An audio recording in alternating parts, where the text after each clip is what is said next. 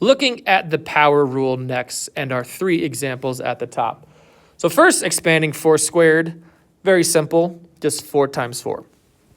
Next, number 2, expanding 4 squared, but raised to the 3rd power. So that means we're doing 4 times 4, but we're doing it 3 times. So it's really 4 times 4, times 4 times 4, times 4 times 4. So that's what it means when we have a power raised to a power. We're doing 4 times 4 3 times. Okay. Now when we simplify this, we see we're multiplying 6 4s together here. So that just simplifies to 4 to the 6th. So for our power rule, when you raise a power to another power, you multiply the exponents. So for instance, we had 2 and 3 here. When you multiply those together, we get 6. So that's how we got 4 to the 6th. So it's simpler, or it's quicker and more efficient to just multiply them together rather than expanding all of this work. If there are coefficients, what we do is we raise them to the power of the, or on the outside of the parentheses as well. So we'll just briefly look at the example here. 4x cubed raised to the 2nd. What we can do, this might make it a little easier. Imagine there's, or we don't have to imagine, there is a 1 for that 4 when we don't see it. All right. We take this 2 and we multiply it to both exponents. So 2 times 1 is going to be 2. So 4 goes to 4 to the 2nd. 2 times 3 is 6. So x cubed goes x to the 6th. So 4 squared x to the 6th. And then we can simplify it further because 4 squared is 16. So we get 16x to the 6th there. All right, again, we have our general rule. Looks kind of a little messy with all of those variables or all those letters. So let's just go into some examples to hopefully clarify it. So part A, pretty simple. We have a power raised to another power.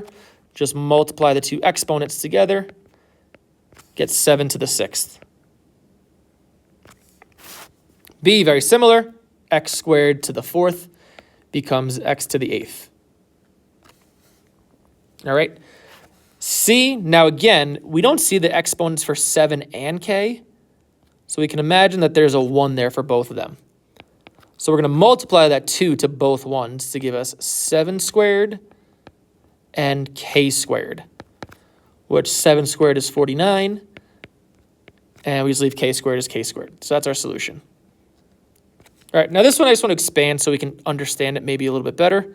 7k squared is just 7k times 7k. So 7 times 7 is 49. K and k, that's really k to the 1, k to the 1. So we add those together to get k squared. So that just uses our product rule to kind of explain how we get that 49k squared. But we arrive at the same solution as we did when we just did the power rule. D, fairly easy. 5 times 2 becomes z to the 10th. E, 2x squared raised to the 3rd. So again, this 2 has an exponent of 1 when we don't see it. So then we multiply the 3 and the 1 to give us 2 cubed. X squared raised to the 3rd power becomes x to the 6th. Just multiply the 2 and the 3.